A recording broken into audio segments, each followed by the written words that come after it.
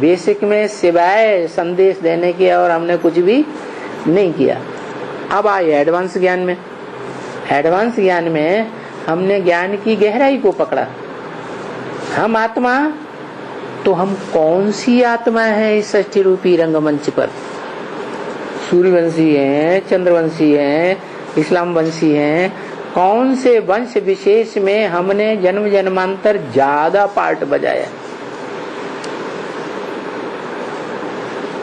इस बात के मनन चिंतन में अगर आत्मा गई, पुरुषार्थ में गई, ऐसा हमने ज्ञान लिया, कानों से सुना, समझा और मुख से बोला और दूसरों को समझाया, तो हम एक कदम आगे बढ़े या पीछे हटे? सेवा के क्षेत्र में आगे बढ़े।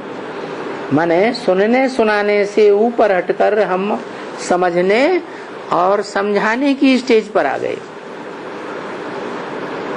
तो भी क्या संसार में हमने आवाज फैला पाई है?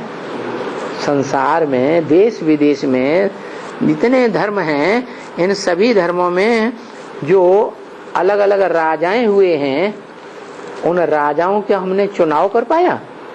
नहीं कर पाया।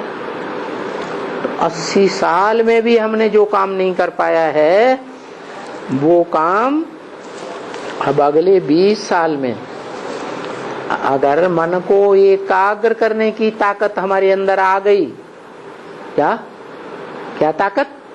जो बाप कहते हैं मेरे को याद करो, मेरे को याद करो, माने तेरी नाक को याद करें कि कान को याद करें, कि तेरी टांग को याद करें? किसको याद करें?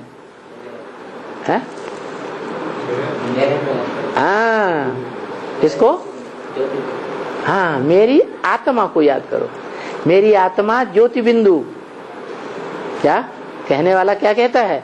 मुझे याद, माने तुझे जिसको याद करूं, तू कौन है असलियत में? ज्योति बिंदु आत्मा।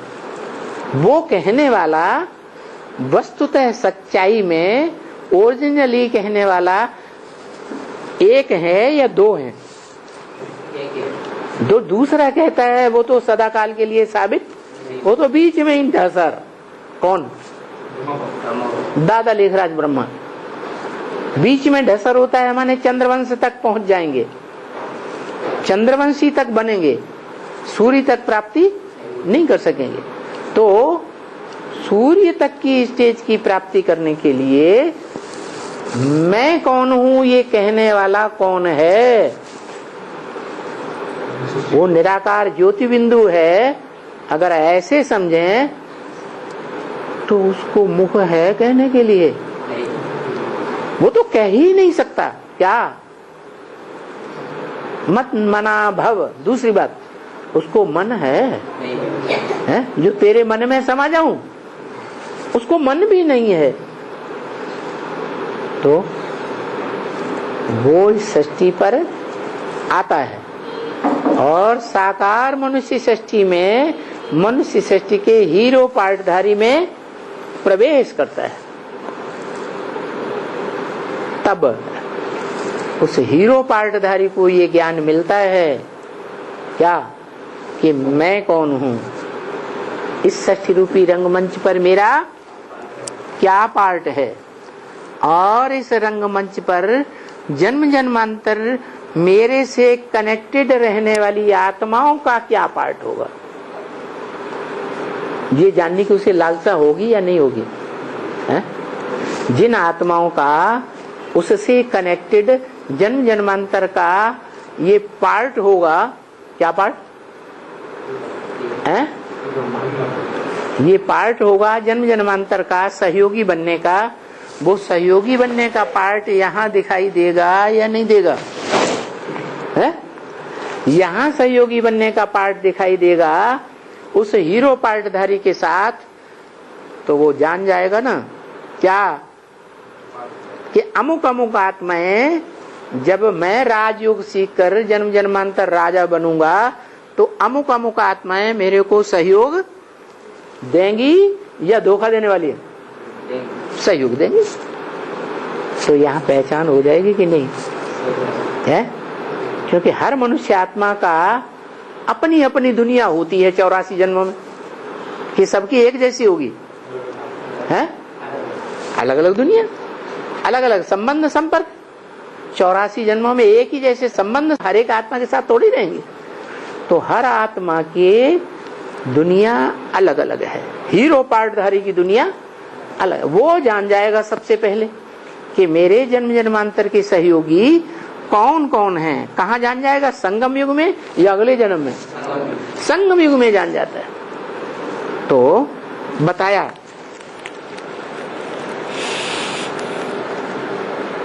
कि अच्छे अच्छे योगी बच्चे कौन हैं। क्या? योग लगाने वाले।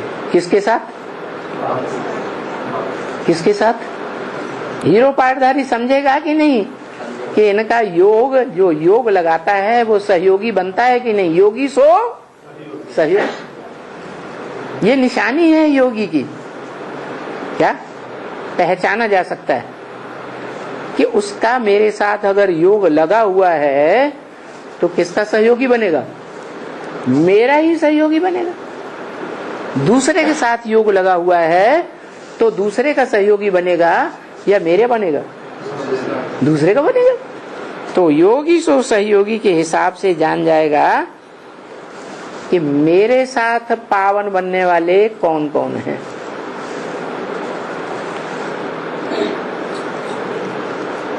जो मेरे साथ पावन नहीं बनेंगे वो या तो मेरी प्रजा में आ जाएंगे या तो नीचे के धर्मों में चले जाएंगे।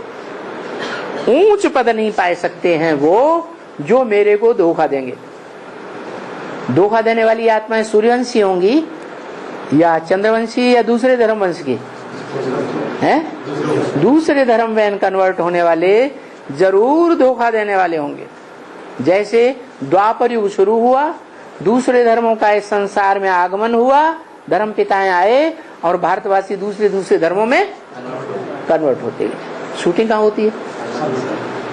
ब्राह्मणों की संगम युगी दुनिया में शूटिंग होती है। वो ऊंच पद नहीं पाए सकते,